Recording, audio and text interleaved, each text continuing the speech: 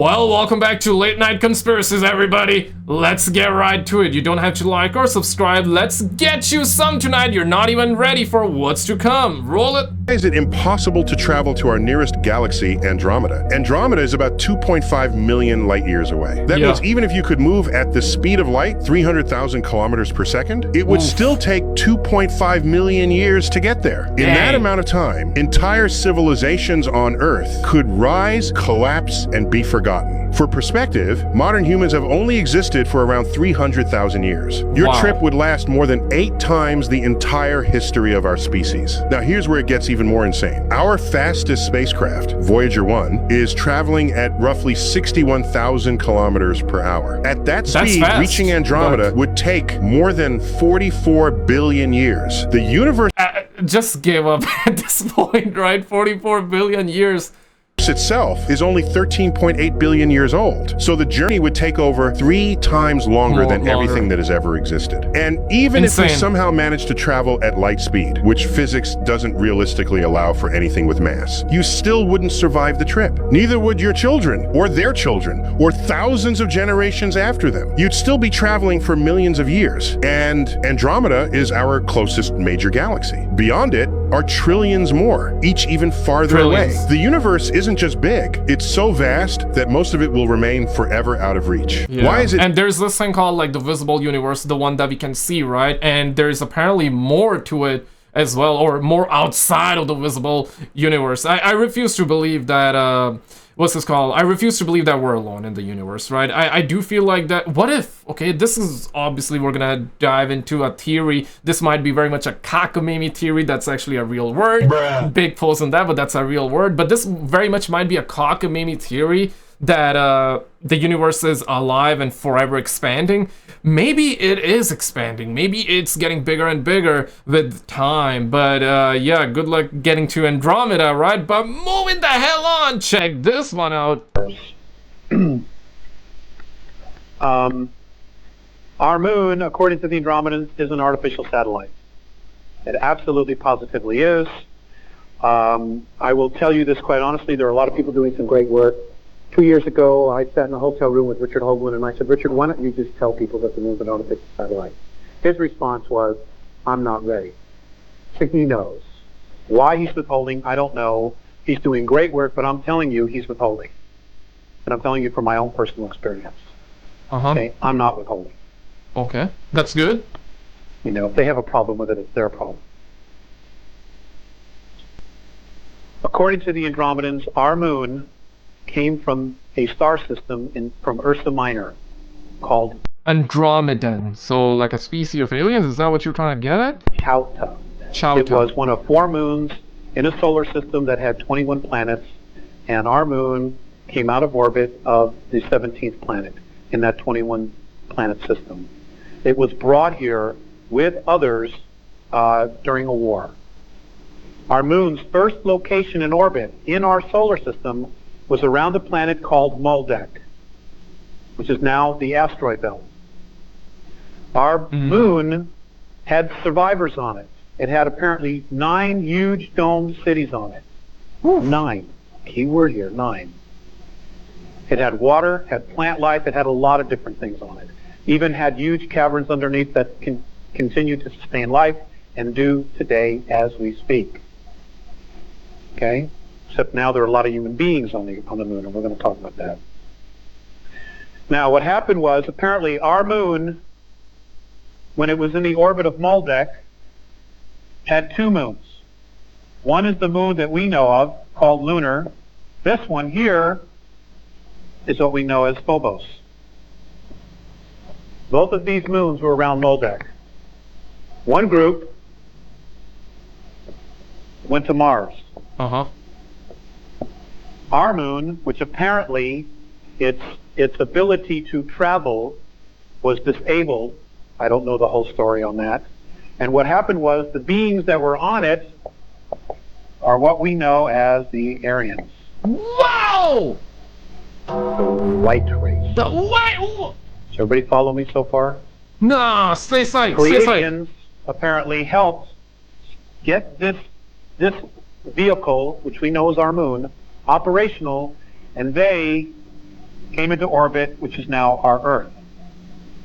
So the beings that... When the TikTok start lagging after you hear aliens on the moon. Yep, yep. came here on our moon were Waldekians. So everybody follow that.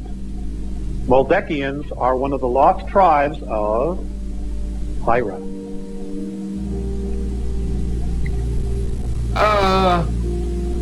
Of Lyra. Lyra. Tribes of Lyra.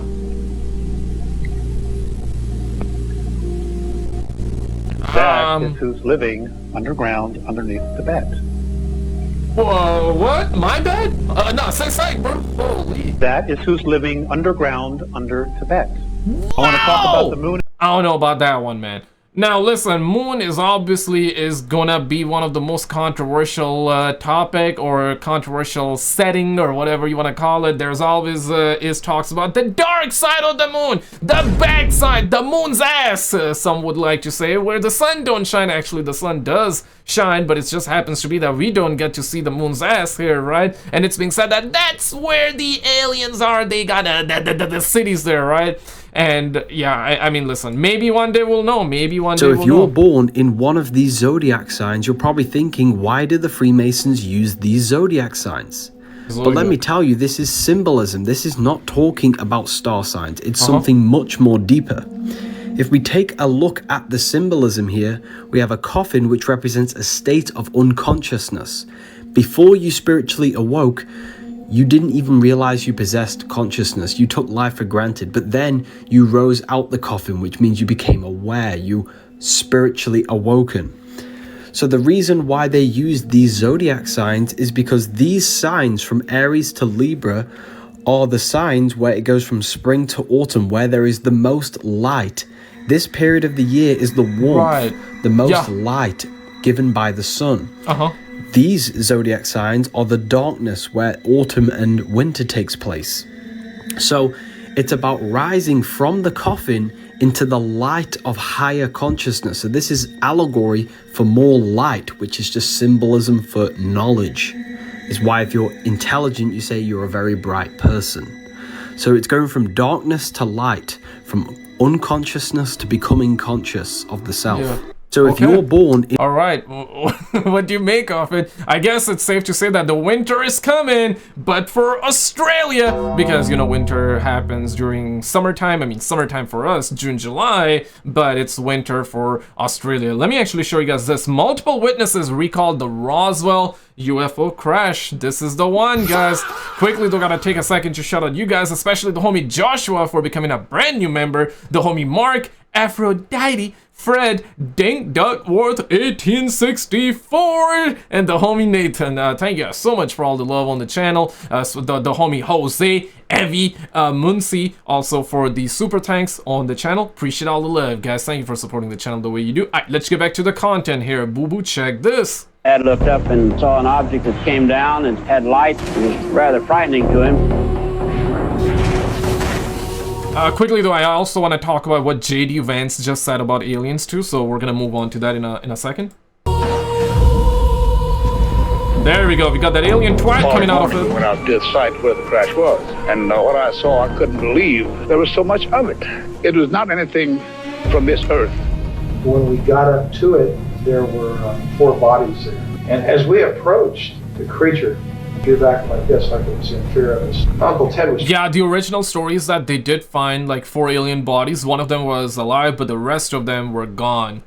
So it seems like that those are the original witnesses, and obviously this is the AI depiction of what they saw. Talk to this thing, and all of a sudden it just turned and looked right straight at me. This is when there was just like an explosion of things in my head.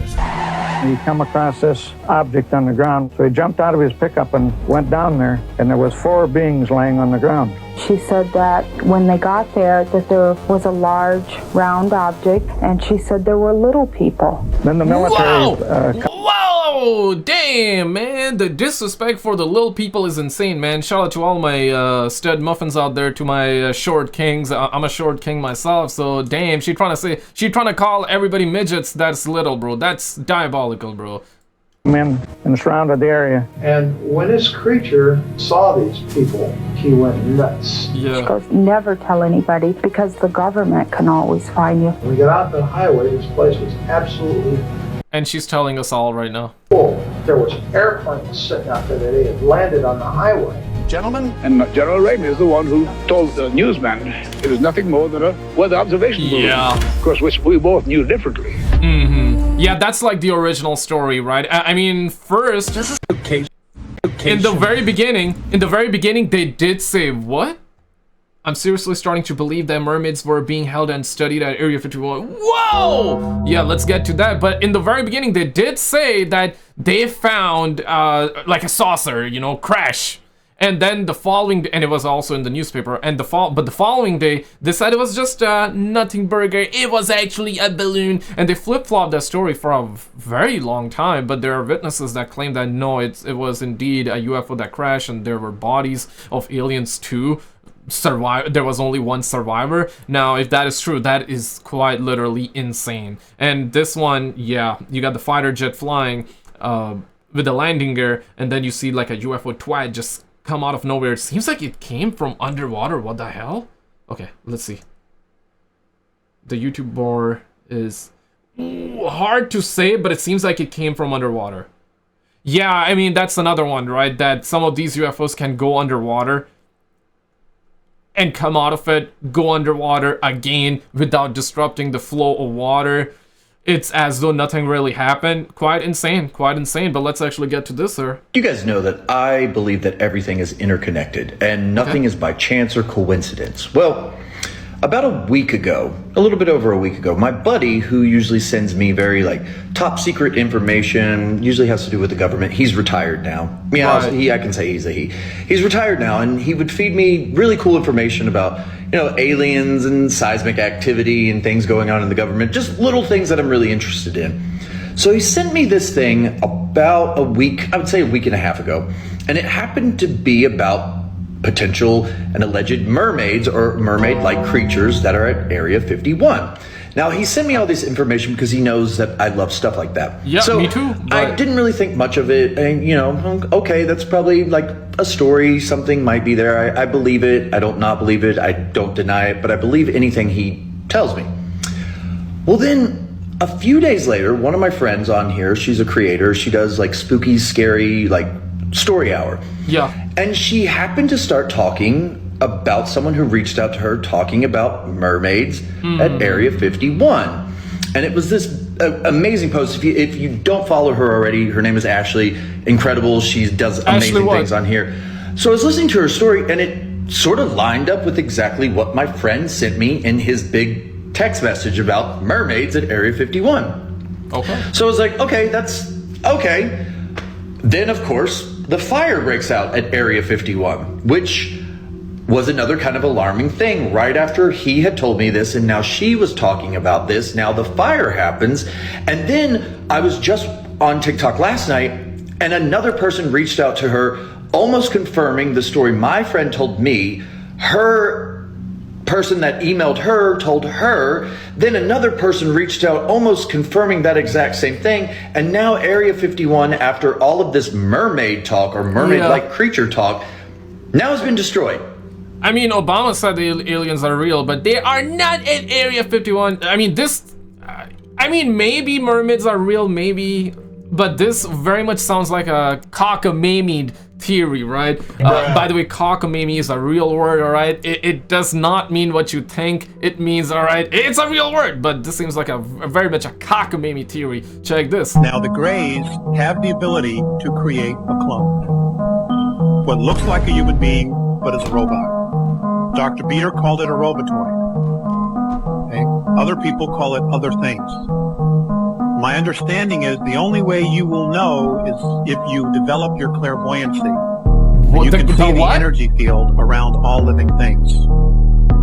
A clone has no energy field. You will just see a very slight color here, white, on the head, where the microprocessor, organic microprocessor has been grown inside the body. Now the gray... And right now there's a lot of talk about the cloning situation, right? So yeah, it is pretty much insane. Now let's actually dive right into this one. So Benny Johnson interviewed J.D. Vance, just like how, you know, Brian Tyler Cohen actually interviewed ex-President Obama a couple of weeks ago at this point. But this is a very short one. Check this. Highly classified, Benny. It's my job to ask this many questions. You gonna release all the UFO files? We're working on it. It's funny, when I came in, I was obsessed with the UFO files, and then you start getting really busy worrying about the economy and national security and things like that. But I've still got 3 more years as vice president. I will get to the bottom of the UFO files. Okay. Have you peeked? Have you done a peek? Have I what? Have you done a peek? Have you you know? So I actually haven't. I have full not. Independence Day. I have not been able to spend enough time on this to really understand it. Yeah. Okay. But I am going to. Trust me, I'm obsessed with this. I've already had a couple of times where I'm like, all right, we're going to Area 51. We're going out to New Mexico. We're going to sort of get to the bottom of this. Yeah. And then the timing of the trip just didn't work out. But trust me, anybody who's curious about this, I'm more curious than anybody. And I've got 3 years of the very, very tippy top of the classification. I'm going to get to the bottom of it. I really hope they do, because it seems like that every time we hear about this every time, you know, all the presidents, the vice presidents, you know, people that are people in the politics or in the government, they always say that, yeah, the first thing I'm gonna do is I'm gonna get to the UFO files, I'm gonna release it to the public. Then they become the president or a politician or whatever, what have you, like a vice president, and they never disclose it. It's like they do find out something, but they are not allowed, or they feel like that it should not be told to the public for whatever reason, okay? Maybe it's to do with money. Maybe it's the greed. Maybe it's because of weaponizing the technology, right? Or perhaps it's just way too big for the public to handle. But you cannot handle the truth. Maybe it's to do with that. Maybe it's because it's gonna dismantle religion, because that is also another topic. By the way, I'm religious myself, but yeah, this is something that they always say, it's gonna dismantle their religions. But I'm sitting here, I'm a religious fella, and you know, in many religions, it's said that God has made other beings, other life forms. Now, some believe that these are gonna be demons. Others believe that, yeah, demons are real too, but so are the aliens. Aliens just mean like different intelligence not from this planet. Technically, if aliens are real, I do believe that we're not alone. There's just, the universe is humongous. Humongous isn't even the right word to describe how humongous the universe actually is. So the chances of us being alone, mathematically speaking, is very much zero. But it just happens to be that some believe it, some don't. And I mean, that's, you know, depending on your faith, right? So some people will call them demons, others would call them aliens. Now, some believe that demons are also real, aliens are real, but these are two separate things. It just depends on your faith, right? So you're gonna believe one over the other, and depending on your faith. So I don't think it's gonna dismantle religions. It's just it's gonna be like, for example, if they come out and tell us the truth tomorrow, depending on how that goes and what they say, either you're gonna have people believing it, or you're gonna have people not believing it. Simple as that. Will it cause chaos? I mean, depending on how and what they say, then maybe, but chances are high that it's gonna do nothing, okay? Like aliens, UFOs has trended for so long on the internet. We've got plenty of videos and images, and so many people believe in it. And people that don't believe in it, they look at all these videos for entertainment value, and they still don't believe it, right? So you're gonna have people that will believe it, and you're gonna have people that won't believe it, and others will just question it. Simple as that. It's not necessarily gonna be like a shocker, because so many TV shows, like for example Stranger Things, Independence Day movie, and so many other movies, Avengers, the Marvel MCU, right, have conditioned all of us to normalize everything. So I don't think it's gonna be like a huge shock, unless, you know, they reveal the aliens and they come out and come down with their ray guns and start like pew-pewing all of us. Then of course that will cause chaos and all that, but other than that, I don't think it's gonna be too big of a deal for many fellas. I think life will still continue, because at the end of the day, we still gotta go to work, pay taxes, and yeah, all that bull squash. So okay, so you haven't been to Area 51 yet? Not yet. Some not people yet. say they keep the UFOs in Ohio. You know, they might, yeah, Hangar 18. Hangar 18, right? I've I've heard that as well. but I don't know. I haven't looked into it yet. Okay. All right. Well, we're waiting for it. We saw aliens.gov. We saw aliens.gov. I don't think they're aliens. I think they're demons anyway, but that's a longer discussion. Well, I can't let you go without a follow-up on that, because Barack Obama is on this podcast and he goes, "Yeah, aliens are real, but like, here's where they're not." And I did not. So Obama says yes, aliens are, he gets asked point blank, aliens so are. Yeah, that's what's happening, right? Some people in the government are calling them interdimensional, some are calling them demons, others are calling them aliens. Yeah, simply put, that's what it is, right? Some are gonna call them demons, some are gonna call them aliens. I guess depending on how they look, yeah, if they look kind of like ugly, if they look like freaky and scary, I guess you're gonna call them demons, right? If they look like angels, then you're gonna be like, oh my god, aliens are real, wow. You know what I'm saying? And if it happens to be a female alien that actually looks good, then you got people that are gonna be like, okay, well, these are the alien baddies, and I want to see them alien baddies too, though, so don't make no mistake about that. Are aliens realistic? Oh yeah. And then he goes, but they're not at Area 51. And well, where are they? Well, that's what he says. Right, there's a great question. Trump had to go save them, and he said he's going to declassify. Okay. So you think they're demons? Well, look, I think that celestial beings... It's his opinion, though. That's who fly around, who do weird things to people. I think that the desire to describe everything celestial, everything as otherworldly, to describe it as aliens...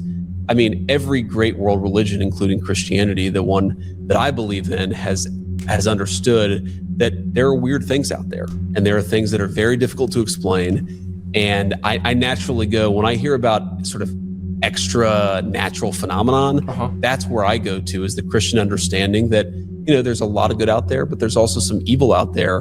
And I think that one of the devil's great tricks is to convince people he never existed. Did you see this video, though? Yeah, in this one, yep, that's the one. Check it out and I'll see you right there. We actually covered tons of it, and they're talking a lot about UFO disclosure. Check it out and I'll see you there.